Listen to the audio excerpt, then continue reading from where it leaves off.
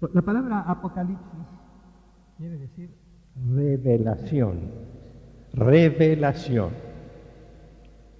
No quiere decir catástrofe, quiere decir revelación. Es una revelación que contiene la descripción de catástrofes y de no catástrofes, y de cosas muy buenas y de cosas muy malas que Dios se propone hacer, unas para premiar a los justos, otras para castigar a los pecadores no arrepentidos.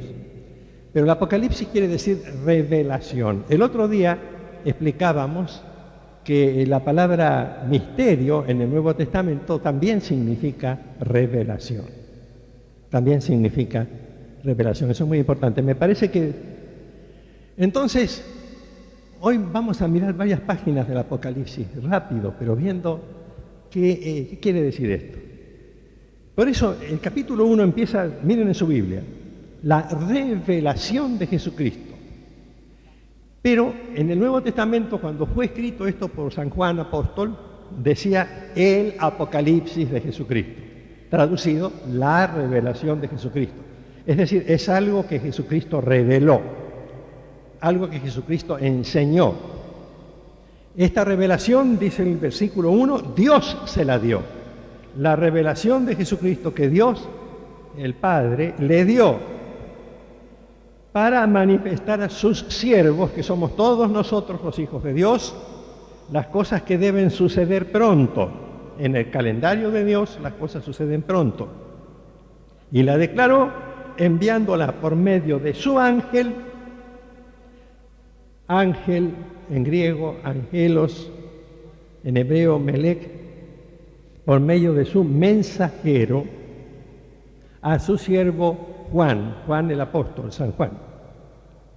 De manera que el Padre, Dios, le dio a su Hijo Jesucristo esta revelación para enseñarnos a nosotros las cosas que van a suceder. Y lo hizo enviando esta revelación por medio de un ángel a su siervo el apóstol Juan. ¿Entendido? ¿No? Después dice el versículo 3, no vamos a leer todos los versículos, imagínense. Bienaventurado el que lee y los que oyen, ustedes oyen las palabras de esta profecía y guardan, conservan las cosas en ella escritas, porque el tiempo está cerca. Bienaventurado es bendito, feliz, el que lee y los que oyen, ustedes oyen las palabras de esta profecía y guardan las cosas en ella escritas, porque el tiempo está cerca.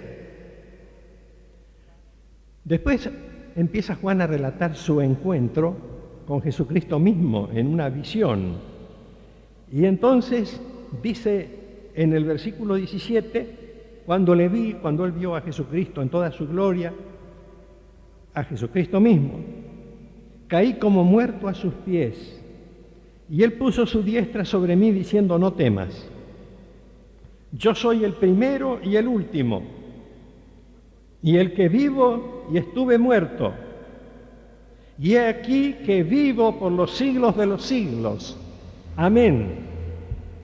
Y tengo las llaves de la muerte y del Hades. El Hades es el más allá, la vida venidera, tanto en el infierno como en el cielo. Hades significa la vida venidera, el más allá. Entonces le da esta orden: escribe las cosas que has visto y las que son y las que han de ser después de estas. Es decir, escribe el pasado, lo que has visto, el presente, las cosas que son, y el futuro, las que han de ser después de estas. Entonces, en los capítulos 2 y 3, lo primero que hace el apóstol Juan es escribir al dictado de Dios, dice la Biblia, cartas a 7 iglesias importantes de aquella época. Esto fue escrito a fines del primer siglo. Entonces estaban las iglesias de Éfeso, Esmirna, Pérgamo, Tiatira, Sardis, Filadelfia y Laodicea. 7 iglesias. Cada una de iglesias representa un tipo de congregación, representa un tipo de persona, representa un tipo de manera de entender las cosas. Algunas iglesias tenían defectos graves, otras defectos menos graves y otras no tenían ningún defecto. Entonces a la iglesia de Éfeso se le dice que había perdido su entusiasmo inicial, su amor inicial, lo principal que existe en el cristiano, que es el amar a Dios sobre todas las cosas. A la iglesia de Esmirna se le dice que es una iglesia que se mantiene firme en medio de la adversidad. A la iglesia de Pérgamo se le advierte que tenga cuidado porque en esa ciudad está la sede del culto satánico, el trono de Satanás. Dice el versículo 13, al final dice que allí mora Satanás.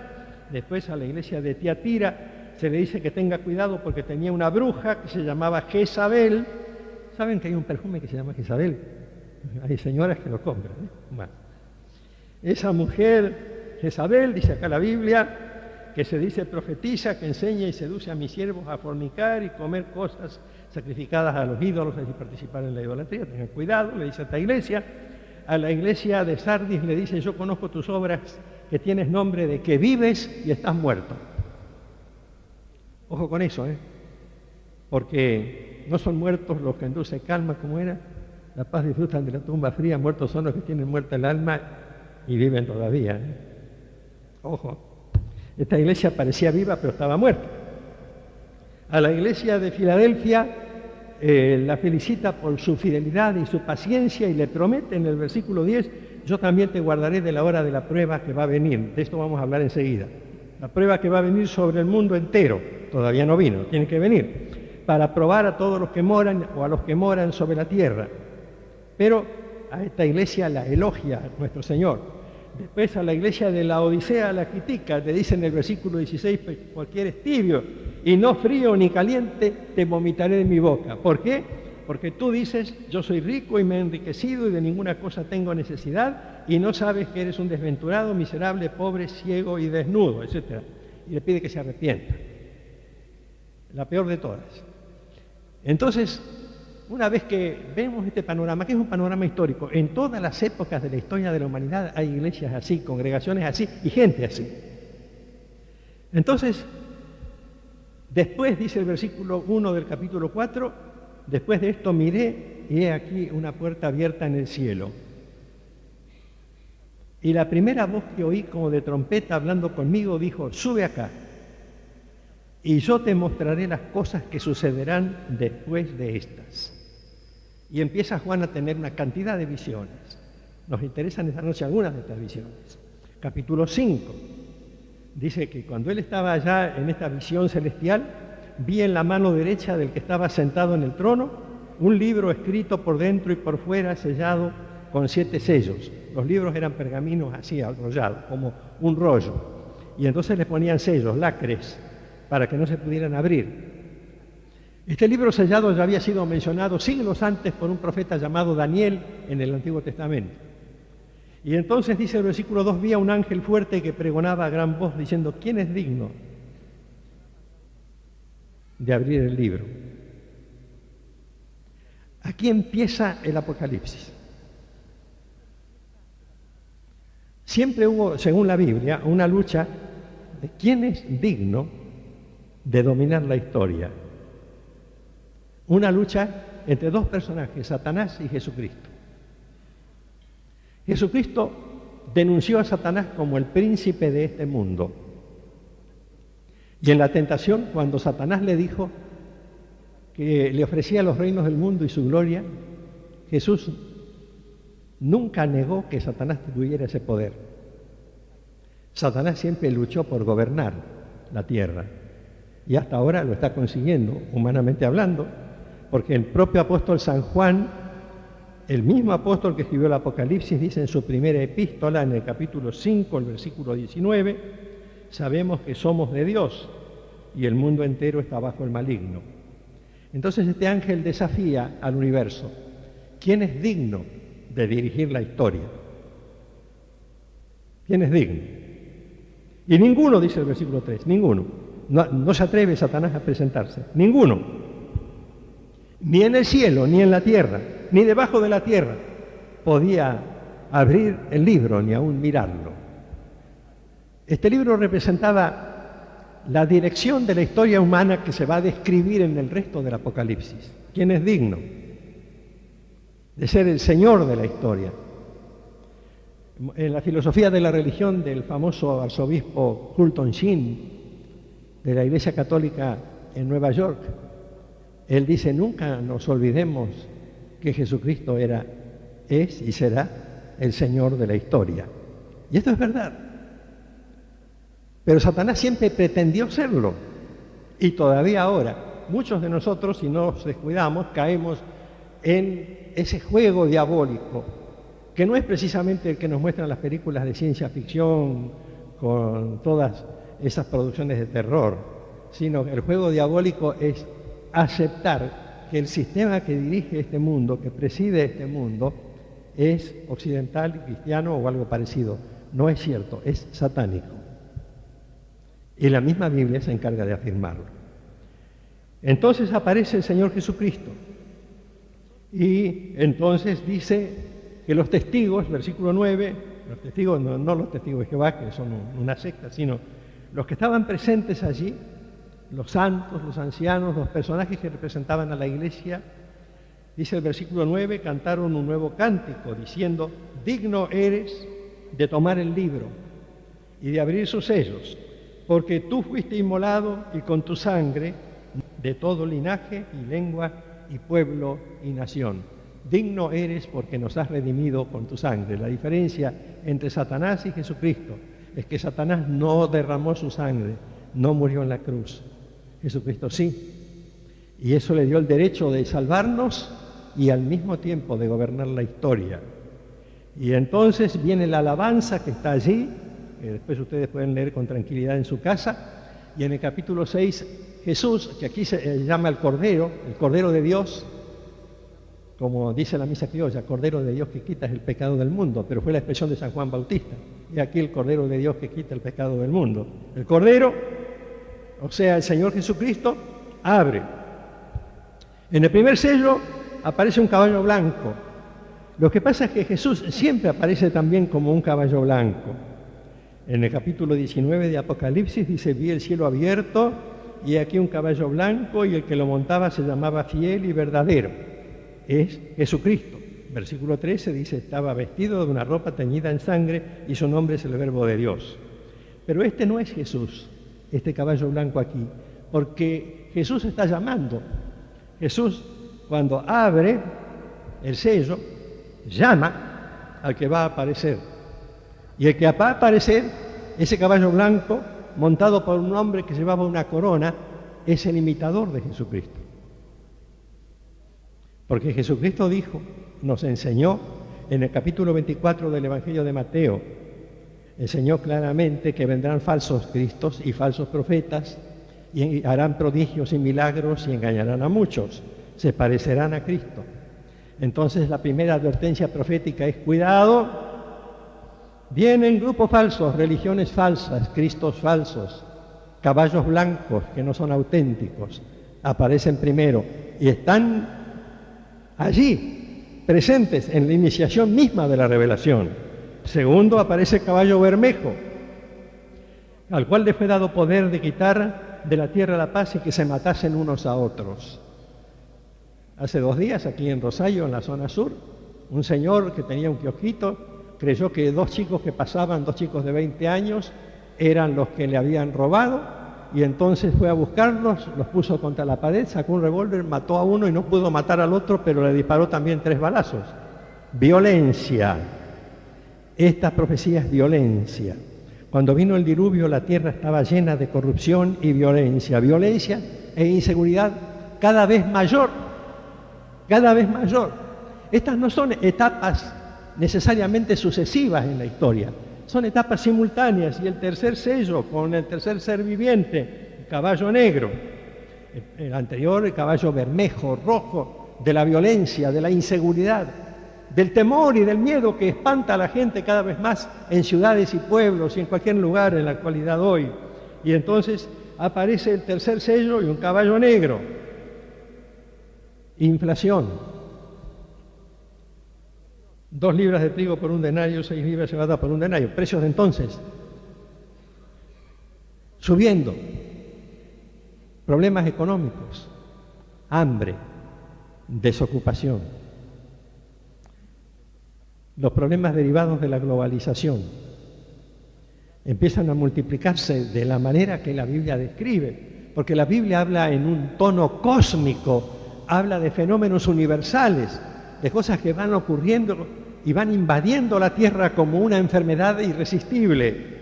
Y después viene el cuarto caballo, el amarillo, y entonces allí se habla del poder para matar con espada, con hambre, con mortandad, con las fieras de la tierra, con epidemias, con sida y con todo lo demás.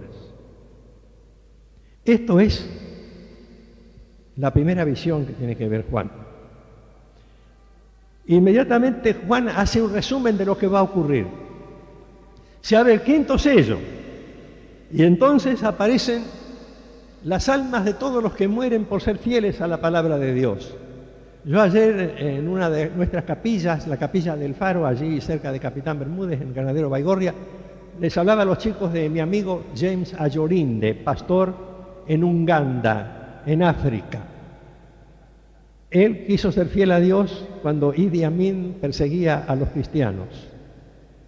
Y entonces, como no quiso renunciar a su fe, lo enterraron vivo hasta el cuello y dejaron que la cabeza se la comieran las hormigas gigantescas del África. Y murió. Un amigo mío. Tenía 60 y tantos años. No quiso renunciar a su fe. Y los mártires de todos los tiempos se levantan en esta visión de Juan y dicen: Señor, ¿hasta cuándo vamos a tener que aguantar esto? ¿Hasta cuándo nos vas a vengar nuestra sangre? Porque ninguno de nosotros se puede vengar. La Biblia dice: no os venguéis vosotros mismos, amados míos. La Biblia dice: mía es la venganza, dice el Señor. Pero Juan se acuerda de eso. Y eso que cuando Juan escribía recién empezaban los primeros mártires. Ahora hay muchos mártires, mucha gente que sufre, mucha gente más que va a sufrir. Entonces se abre el sexto sello y empieza a describir Juan una catástrofe que luego va a describir con más detalle. Porque la Biblia hay que entenderla así, el libro de Apocalipsis también. Habla paralelamente de dos fenómenos que en algunos momentos son consecutivos en la historia. En un momento, la ira, el enojo, el odio de parte de Satanás contra el pueblo de Dios. La ira de Satanás contra la iglesia, contra el pueblo de Dios. Cuando la Biblia habla de la iglesia, representándola como una mujer, dice en el capítulo 12 de Apocalipsis, versículo 17, el dragón, Satanás, se llenó de ira contra la mujer. Es la ira de Satanás. Y después, cuando llegamos al capítulo 16 de Apocalipsis, en el versículo 1, oí una gran voz, dice San Juan, que decía desde el templo a los ángeles, 7 ángeles, id y derramad sobre la tierra las 7 copas de la ira de Dios. El Apocalipsis habla de la ira de Satanás y de la ira de Dios como dos cosas diferentes. La ira de Satanás es la persecución contra la iglesia, contra el pueblo de Dios y la destrucción de todo cuanto tenga valor moral en la sociedad. Destruye a los jóvenes, los engaña. Esta mañana yo lo comentaba irónicamente, humorísticamente, y tal vez hice mal. Porque ayer con mi esposa veníamos por Plaza Sarmiento y nos encontramos con el espectáculo de un grupo de chicas prostitutas ofreciéndose con tarifa reducida, con carteles en la mano, bajo la luz del sol, 7 de la tarde.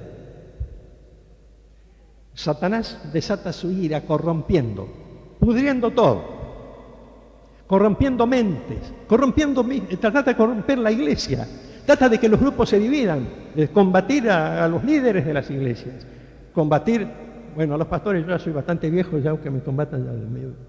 Pero cuando un pastor es joven y cuando un pastor tiene condiciones y lucha, se lo combate con inspiración satánica. Satanás desata su ira contra la iglesia, lo acabamos de leer, no lo estamos inventando. Se levanta contra la iglesia y su descendencia y los que obedecen los mandamientos de Jesucristo. Dice este pasaje que hemos leído claramente. Hace guerra contra el resto de la descendencia de ella, los que guardan los mandamientos de Dios y tienen el testimonio de Jesucristo. La ira de Satanás. Y se desata contra el mundo, porque la podredumbre que reina en el mundo, la corrupción, la violencia, la maldad, la envidia, el rencor, el resentimiento, la bronca, son productos de la ira de Satanás.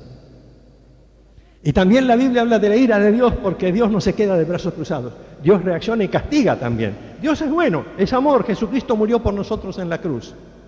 Pero tampoco va a quedarse... Claro que Dios no tiene bolsillos, pero con las manos en los bolsillos mirando con los brazos cruzados. Hagan lo que quieran, muchachos. Dios interviene también, por eso la Biblia dice 7 copas de la ira de Dios. Y cuando uno lee el Apocalipsis tiene que fijarse bien lo que está leyendo, si es una descripción de la ira de Satanás o es una descripción de la ira de Dios. Son dos conceptos distintos que si no se entienden bien, nunca vamos a entender el libro de Apocalipsis. Porque la Biblia lo define bien, lo acabamos de leer, y no solamente allí, sino en otras partes. Va diciendo, esto viene de Dios, esto viene del diablo.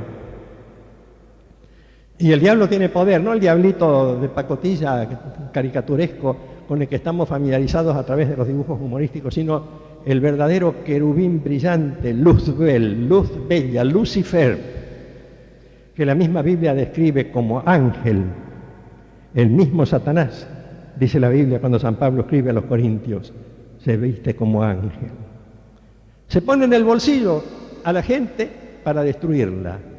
Y cuando uno ve a los chicos destruidos, tirados en los zaguanes después de que se han terminado de drogar y ya no tienen más salvación, ni redención, ni esperanza a veces, y se suicidan y se matan. Cuando se suicidan se quitan la vida ellos, cuando se matan entre ellos o se matan en accidentes porque manejan la moto drogados. Y porque no tienen el coraje de pelear contra el pecado, uno dice, es verdad que hay una ira satánica. Bueno, se desata aquí en el 6º sello. Esto aquí se refiere a la ira de Dios. Dice, hubo un gran terremoto, el sol se puso, estamos otra vez en el capítulo 6, versículo 12. El 6º sello, hay un gran terremoto, el sol se pone negro como tela de silicio, la luna se vuelve toda como sangre, las estrellas del cielo caen sobre la tierra. Por supuesto son figuras del idioma. Las estrellas del cielo pueden ser bombas atómicas, por ejemplo. Como la higuera deja caer sus higos cuando es sacudida por un fuerte viento. El cielo se desvaneció como un pergamino que se enrolla, todo monte y toda isla se remueve de su lugar, una catástrofe cósmica.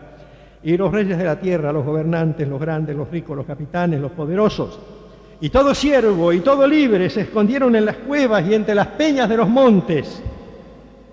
Y decían a los montes y las peñas, es una visión que tiene San Juan, una visión de revelación de parte de Dios. Caed sobre nosotros, le dicen a las montañas, y escondednos del rostro de aquel que está sentado sobre el trono y de la ira del Cordero. La ira de Dios. ¿Se dan cuenta ustedes que cuando la Biblia dice quién hace cada cosa? Esto es cuando Dios se enoja. Nos está diciendo, hay catástrofes que ya tenemos en la tierra, o que hemos tenido siempre, que proceden de Dios, hay otras que proceden de Satanás, como vamos a verlo entre hoy y el domingo que viene, y que forman parte de estas dos etapas tremendas, la gran tribulación, que es el ataque satánico, y la ira de Dios, que es el ataque de Dios sobre esta tierra.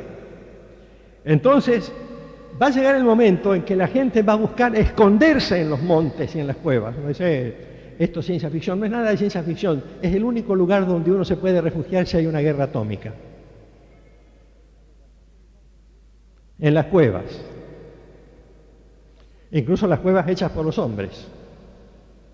Debajo de cualquier lugar donde uno pueda refugiarse cuando venga la ira de Dios. El capítulo 7 se refiere a, ya vamos a ir terminando, no se asusten por la hora, yo soy consciente del horario y tenemos todavía la comunión, pero no los quiero dejar en el aire con algunas cosas. El libro lo vamos a terminar, el de Apocalipsis, el domingo que viene, ¿eh? No crean que vamos a llegar hasta el final hoy porque tendríamos que estar hasta las 10 de la noche.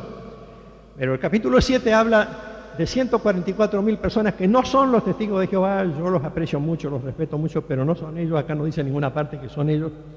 acá dice que son judíos. Cuando un testigo de Jehová me dice, nosotros somos los 144.000, yo le pregunto, ¿de qué tribu? Porque acá dice la tribu de Judá, Rubén, Gad, Aser, Neftalí, Manasés, Simeón. Estos son judíos que se redimen, son los testigos, sí, estos son testigos que van a predicar al mundo la palabra de Dios. Después, los versículos 9 al 17 hablan de todos los que quedan redimidos durante este tiempo donde Satanás desencadena su ira, que nosotros también vivimos en este tiempo, no en su magnitud máxima, en su expresión máxima, no, porque todavía restan cosas muchas peores que van a ocurrir según dice la Biblia, pero ya estamos sufriendo esto. Cuando se nos dice, ya no se puede caminar por la calle.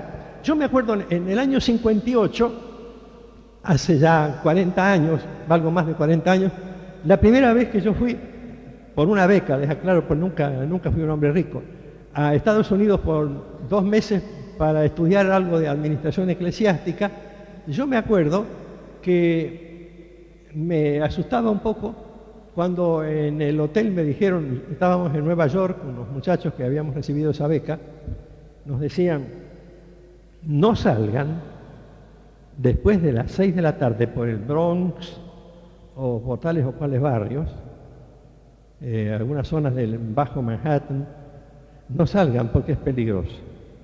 Hace 40 años.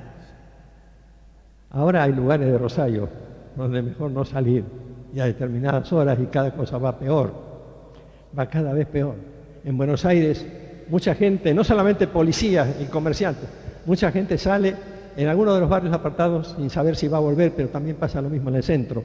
Hace 2 o 3 noches estábamos cenando con unos chicos en casa y me contaba uno de los chicos, y usted sabe, pastor, que los viernes por la noche, después de medianoche, no se puede caminar por el centro de Rosario, por la cantidad de drogadictos, homosexuales y degenerados que uno encuentra.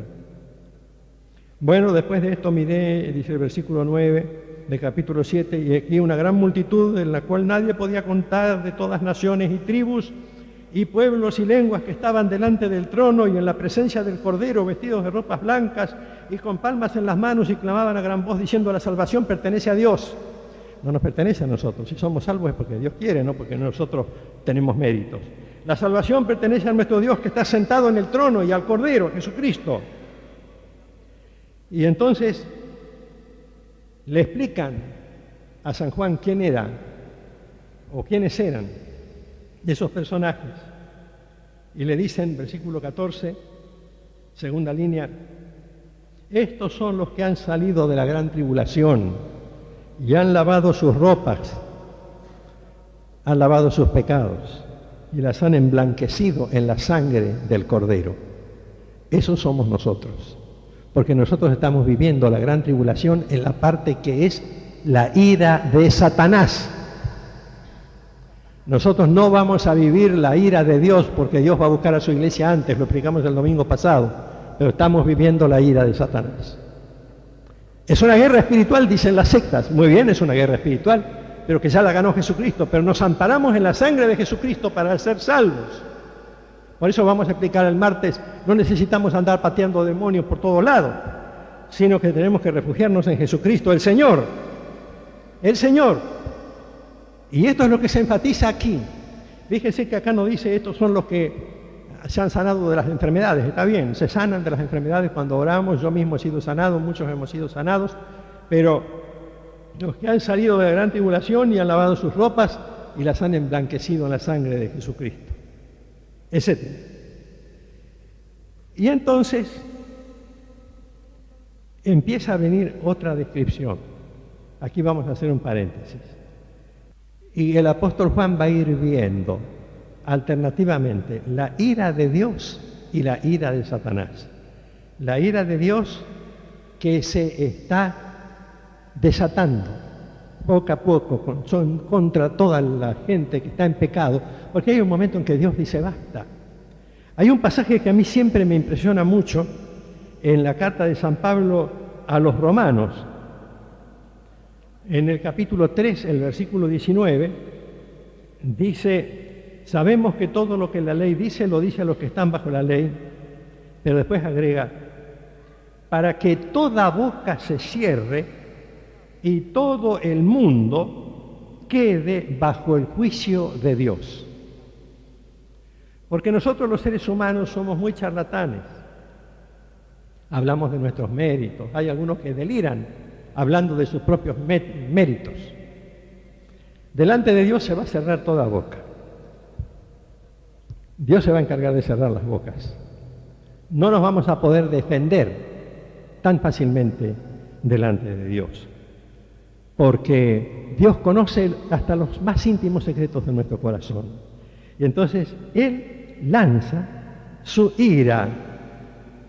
Ya en estos capítulos dice, por ejemplo, anticipando lo que veremos el domingo que viene, en el capítulo 11 de Apocalipsis, dice en el versículo 18, se airaron las naciones y tu ira ha venido.